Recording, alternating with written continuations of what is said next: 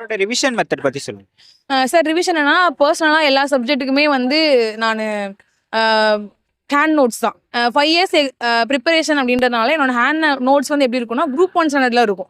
எதுவுமே வந்து நார்மலாக ஸ்கூல் புக்கில் இருக்கிற நோட்ஸ் மாதிரி இருக்காது. ஹேண்ட் நோட்ஸ் தான் எனக்கு ரொம்ப ரொம்ப ஹெல்ப் பண்ணுது. இன்னைக்கு வரைக்குமே ஒரு ஒரு நாளைக்கு ஒரு டிஎன்பிஎஸ்சி எக்ஸாம் நான் எழுத போகிறேன் அப்படின்னா அந்த பாலிட்டிக்குன்னு எனக்கு ஒரு நோட் இருக்கும். அந்த நோட்டை தான் நான் ஃபுல்லாக ப்ரிப்பேர் பண்ணிட்டு போவேன். அதை மட்டும் தான் ஃபுல் ஒரு 3 ஹவர்ஸ் உட்காந்தாலே அந்த ஒரு நோட்டை ஃபுல்லாக நான் முடிச்சிருவேன். அந்த மாதிரி ஹேண்ட் நோட்ஸ் எனக்கு ரொம்ப ஹெல்ப் பண்ணுச்சு. ஹேண்ட் நோட்ஸ் ரொம்ப முக்கியம்.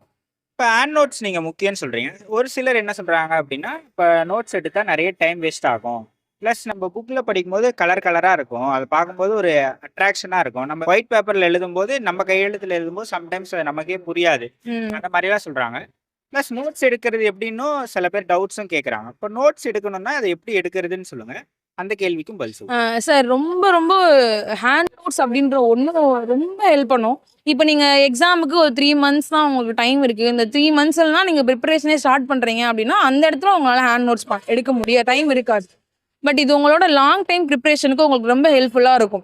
யாருமே வந்து குரூப் 1 ஒர்க்கு முடிச்சுட்டு குரூப் 1ல் போஸ்டிங் எடுத்துட்டு அதோட ஸ்டாப் ஆயிடுறது கிடையாது. அங்கேருந்து குரூப் 2 குரூப் 1 ப்ரிப்பேர் பண்ணிட்டு தான் இருக்க போகிறாங்க. அதனால எனக்கு வந்து பர்சனலாக வந்துட்டு எனக்கு வந்து இது கொஞ்சம் பெரிய ஜேர்னி தான். ஒரு 5 வருஷம் டைம் எடுத்துக்கிச்சு எனக்கு. அதனால நான் ரொம்ப ஸ்ட்ராங்காக ஒவ்வொரு வாட்டியுமே வந்து ஹேண்ட் நோட்ஸ் ஏன்னா ஒரு சப்ஜெக்டே வந்து இவ்வளோதான், ஒரு டாபிக்னா அது இவ்வளோதான், பிரசிடென்ட் அப்படின்னா இவ்வளோதான் கேட்க போகிறாங்க, இவ்வளோதான் இருக்க போகுது, தாண்டி வேறு எது வராது.